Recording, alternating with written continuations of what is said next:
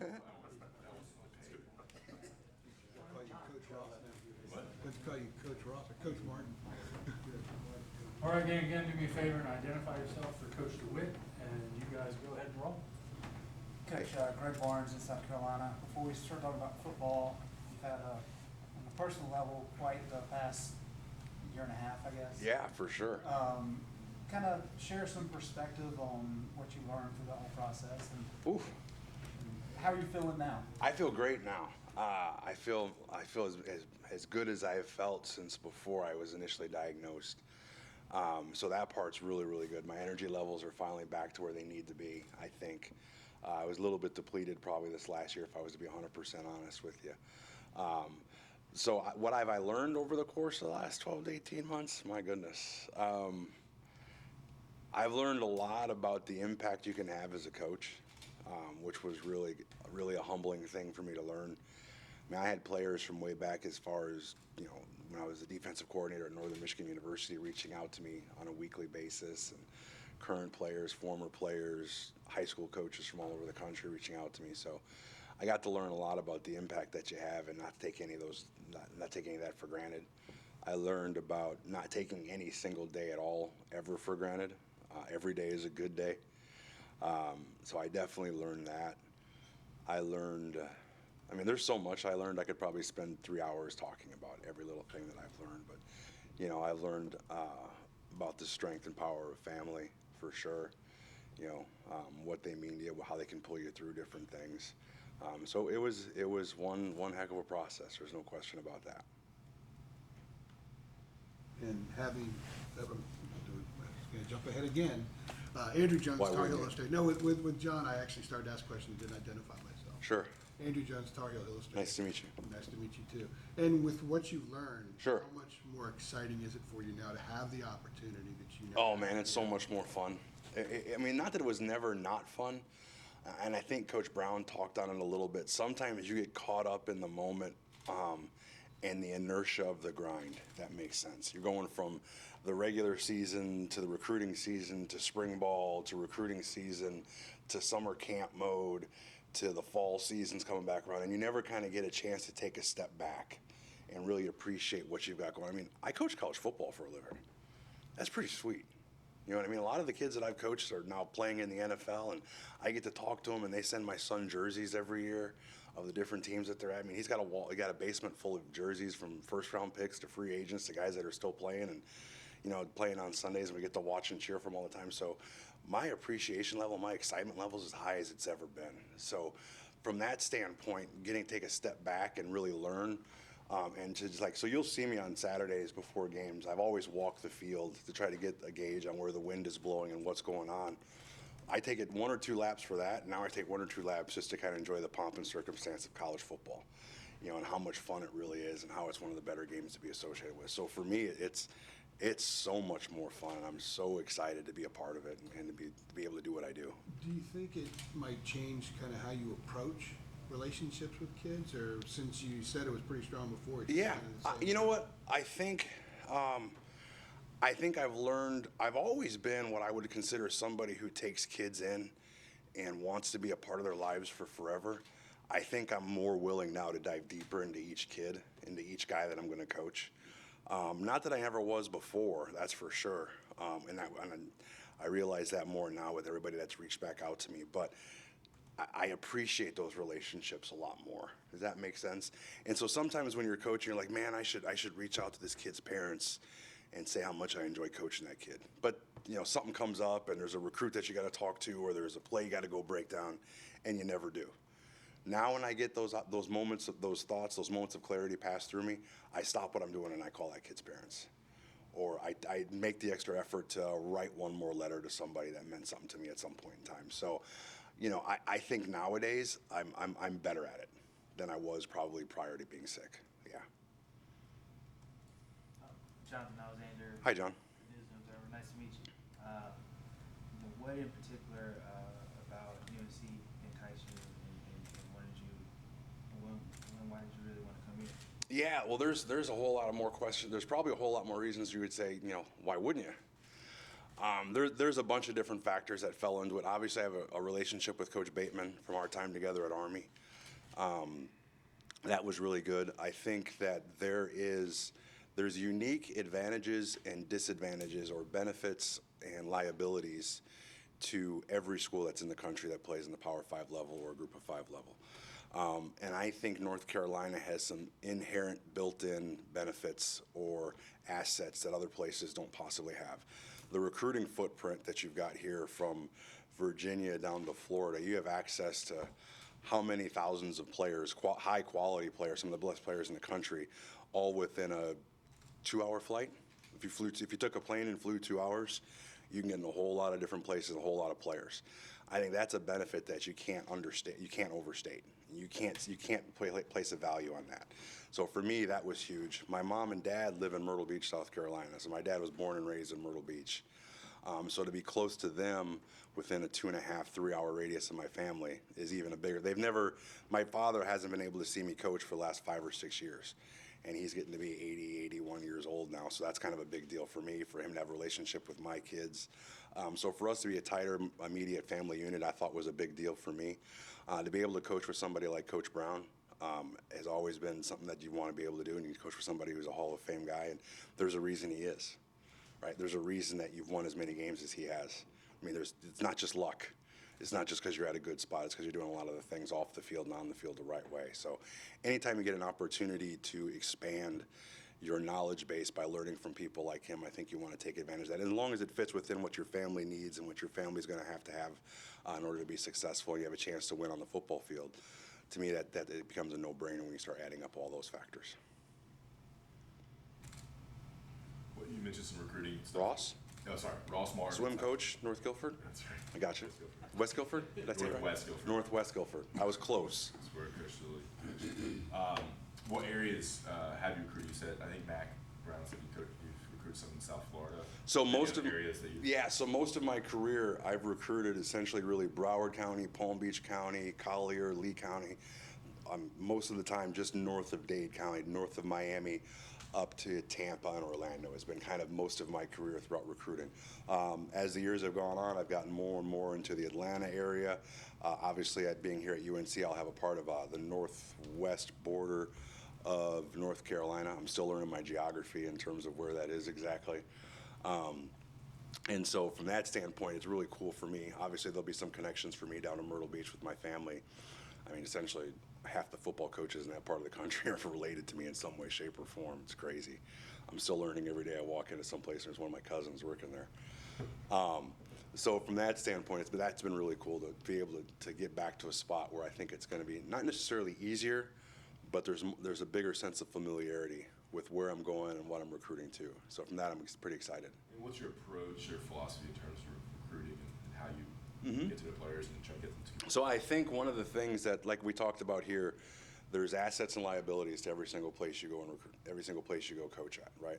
There's natural assets, maybe that's geography, maybe that's the geography, as I said, maybe that is the natural resources available to the school in terms of just are people physically able to get there, right? What's the recruiting base like in that area right there? What is your access to be able to get to those kids? So from a philosophical approach, I think when you look at kids that come to North Carolina, they're generally really good students. Like, it's not easy to get into school here now. So I think you eliminate a lot of issues when you're starting to look at kids who you feel can survive here academically, right? That's one of the first things you got to look for. Number two, I think you want to look at kids, and what's become even more and more evident over the course of the last probably 10 years for me in recruiting is when you go and evaluate a kid, obviously there's going to be the X's and O's, athletic ability. Is he good enough to do it? But then you want to start looking at the structure that's around that young man. What's his support structure like at home? Does his family value education? Does his family value discipline? Is there somebody in the home or in his immediate vicinity that's helped that guy have structure, that's helped that guy have discipline, right? And if you can evaluate those things, then you look at his personality, and I'll talk to the janitor, I'll talk to the principal, I'll talk to the guidance counselor. If I'm going into a school, everybody that touches that young man's life, I want to make sure that I get to know who that person is and what their opinion is. It doesn't mean that everyone's going to say good things. And it doesn't mean just because 2 of the 10 people I talk to say bad things that we're not going to recruit that guy, because everybody's got their own opinion. But I think when you recruit to a place like North Carolina, you got to recruit to a kid that's going to, that you feel can be successful here and graduate from here. And that's different at every different spot you go to. And one of the things that I'm excited is that the things you look for at North Carolina lends itself to having to be able to recruit some really good people. And and that's shown true in terms of the kids that I've dealt with to date, which I haven't been around the team as much as I'd like to be yet, obviously with recruiting and whatnot. But it's shown true to date with the kids that I've dealt with so far. Mac A little talked after about, effect, I still got to drink a bunch of water. Mac talked about the importance of improving special teams. Yeah. Why he's bringing you in. Sure. Typically, when we hear coaches talk about special teams, it's kind of the third child. Yeah, no doubt. You got to have depth, more depth. Ask any other coach down there if they want to be the special teams coordinator. I can give you the answer right now. You got to have depth. It's kind of a key component, and then Yeah. you got to have either an excellent kicker or kick returner. It's hard to have good special teams without good specialists. Right. So in terms of the variance of schematics, like across the country, is it a pretty wide spectrum? Yeah, Okay. it really is. Yeah. So, and I was talking to somebody earlier about this. Football over the course of the last 15 to 20 years has changed dramatically, right? It's gone from a few yards in a cloud of dust to almost basketball on grass in certain aspects, right? We're just trying to play in space and get athletes in space, and we're trying to get guys to tackle guys in space, right? Special teams has really become no different from the standpoint of where we're going to place the football, how are we going to place the football, what's the timing of it. I mean, we talk about if you want to kick a pooch kick, what's the hang time got to be, right, in order for our guys. And that varies from place to place because if your coverage unit is so fast, then obviously you need less hang time to get there. If your coverage unit's not very fast, then you're praying to the good Lord above that you've got a lot of hang time on it, right? So I think, yeah, there's going to be a little bit of variance. There's going to be a lot of variance from spot to spot. Some guys, I've never been associated with it, but some guys can roll the football out there and say, hey, we're going to kick the ball down there, go tackle it. That happens. We like to be a little bit more disciplined than that from time to time, but yeah, so I think there's been a big variance, especially over the course of the last 15 to 20 years. I mean, you look at when I was playing back in the 90s, there was 3-man shield on the punt team, and there was pro punt, and that was it. Now there's 18 different formations from every single person. It's become an offensive play. Kick return has become the same thing. I mean, what are you going to do now? They've limited that a little bit with the fair catch rule, which I would say the next thing we're going to probably see is the XFL rule. I think I will bet money that it's going to be investigated by every other level of football to do kickoff and kickoff return like that. I think it still adds the excitement of kickoff and kickoff return, but it limits injuries, and you still have to be able to do it still shows the talent of your team in terms of coverage units and return units. I will bet money that there's going to be a chance to see that in the NFL, and if you see it in the NFL, guess where it's coming next? Yeah, straight here to the NCAAs. Gregory Hall with Insight. Hey, Greg. With Insight Carolina. Hey, nice to meet you. You What too. are your thoughts on that XFL kickoff rule? I actually really like it. I really do. I like traditional football as much as the next person. But if they're going to legislate a certain aspect of it out, I would rather see that than have the kickoff and kickoff return be legislated out of football for fear of injury. To me, that's the best of both worlds. You still have to have the two units, the kickoff and the kickoff return unit, execute in order to change field position. You still got the element of what if, what about that? Whereas if everybody knows you're going to fair catch it, then let's just give them the ball on the 25-yard line to start every possession. Like, everybody's going to fair catch it, so let's just do that, right? So for me, I think it adds the human element back into special teams and in football. And if you legislate out the human element of in the football game, then what are we doing it for? So I like anything that reintroduces the human element back into football. I'm all for. You're coaching outside linebackers as well. I'm going to try. Yes, I am. Can you explain what you've learned about how that role works in Jay Bateman's defense? The combination between being a linebacker and also being a pass rusher, and then a look at the room and who you have seen and kind of know in that room already. Yeah, so I've gotten a chance to see those guys a little bit, not nearly as much as I would like to have so far. Obviously, when I got here, it was right in the throes of recruiting, so you have to be out on the road and doing that and introducing yourself to new guys. The role of the outside backer so much now is really such a hybridized position. sometimes you're out in coverage, sometimes you're holding an edge, sometimes you've got to be able to rush the quarterback. And it probably goes, truth be told, if you were to look at outside backer across a multiple scheme like we are, you've got to be able, there's three components. There's edge, rush, and cover, right? Those are really the three components for an outside backer. Can you set an edge in the run game? So if you're looking in the Big Ten, you probably want to go edge first, rush second, cover third, right? You look in the ACC, you probably go, can you rush first? Can you rush the quarterback first? Can you set an edge, and can you survive in coverage, right? Those are probably the elements that you got to look at. And each part, in each league that you're in, those elements intermix a little bit as to which one's number one, which one's number two, and which one's number three. But all three of those elements are going to be there on a consistent basis. And when you're talking about in terms of a 3-4 scheme or a multiple base scheme. So we have to talk about, with my guys in the meeting room all the time, about how we pass rush, what thought process we're going to have for pass rush. Obviously, there's run force and things like that. But then we've got to also be able to survive in coverage. They've got to understand what the nickel does, right? The nickel out to the field, when they start spacing the game out and putting more wide receivers on the field, they have the same job that the outside backer does. It's just we want someone with smaller, lighter feet out there covering a slot receiver as opposed to some big old 6'4", 250-pound guy. You look at what we had at UCF, we had a Shaquem Griffin out there who could do both. He could do all three. So we never had to go into nickel and things like that. We just coached him up on how to be in the secondary. So he was a safety, he was a defensive end, and he was an outside linebacker all at the same time. So for us, that was really good. We benefited from he had such a variety of skill sets that it was really good for everybody. So can you hope to find those guys? Absolutely. That you never have to change your personnel grouping and you can run whatever you want. But you do have to find and mix and match those guys in terms of what situation you're at on Saturday. Do we want to rush guys in? Do we want to cover guys in? Do we want one rush guy, one cover guy? Do we want an edge guy and a rush guy? Do we want an edge guy and a cover guy? So all the different variances therein from day to day. And then your room, is there any takes on? You know what I'm really impressed with?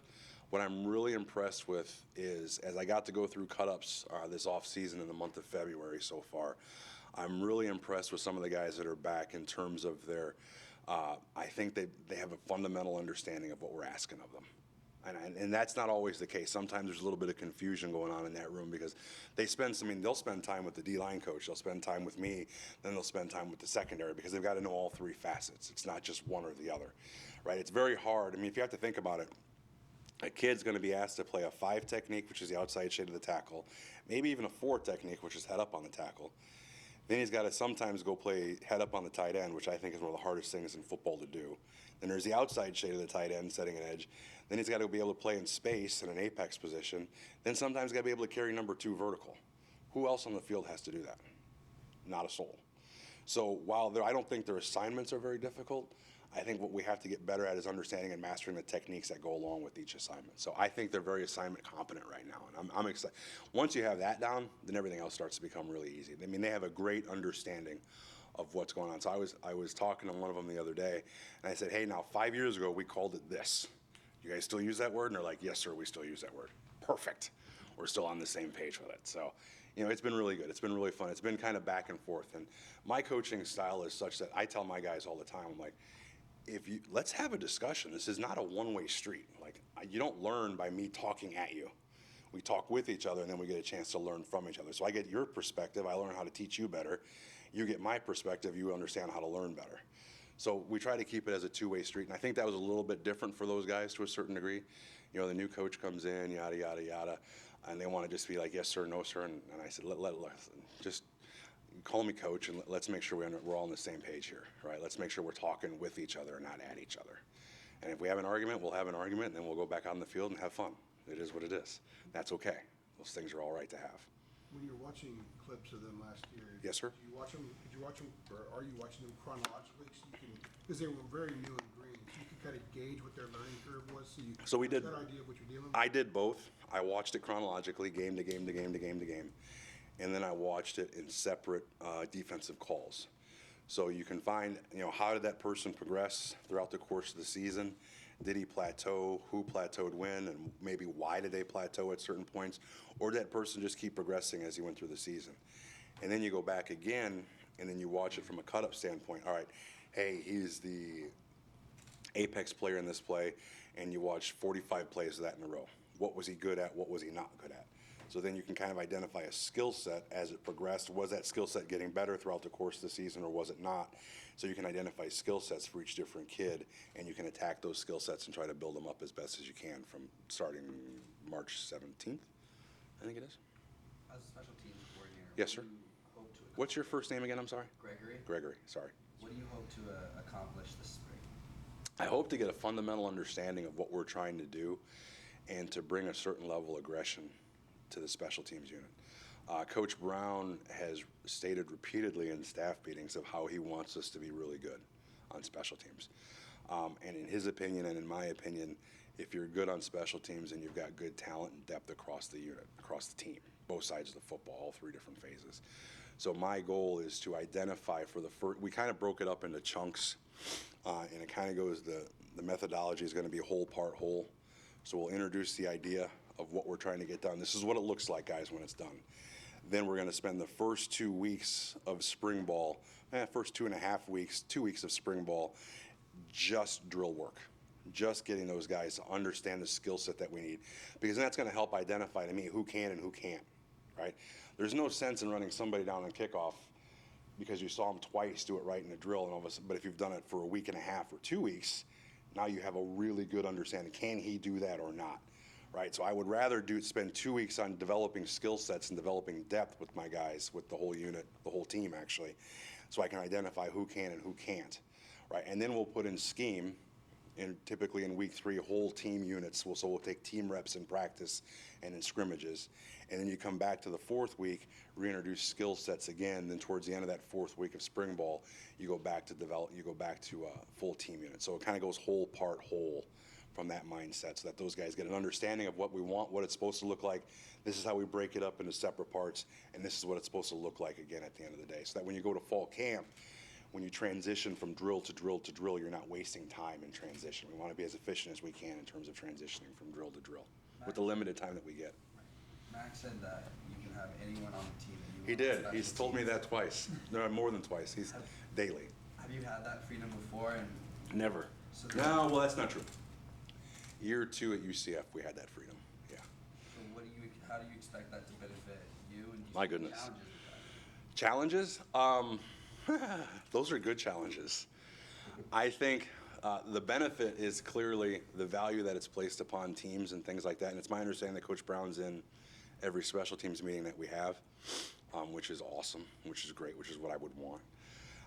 I think when you're opened to the entire roster to being on special teams, except for maybe quarterbacks and O-line and typically D-line aren't in there, I think what it does is it gives you, what we try to do special teams-wise, we try to make it competent and simple, meaning that it's competent in the fact that we can handle a variety of situations, but simple enough that I can grab somebody off the sideline and say, hey, you need to go in there and do this right now. So-and-so's got a pulled hammy. Go. And you're not worried about them being able to execute their job. So I always believe that simple minds make for fast feet. So for me, what I'd like to be able to do when we have the entire team in there is that when it's the first string or third string slot receiver, whether it's the first string or third string outside backer, those guys are all going to be out there competing. And when you get a different level of competition on those guys, then you find out that your team elevates a little bit in terms of everything that they do. So we're going to have a lot of fun with it.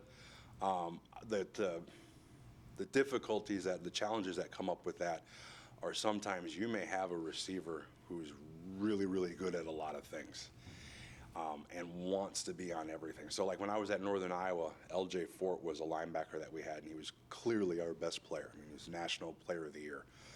And he came to me and he said, Coach, I'm going to be on kickoff. LJ, I don't know if that's the smartest thing. He goes, well, I'll tell you what, Coach. I said, what's that? He goes, I'll make you a deal.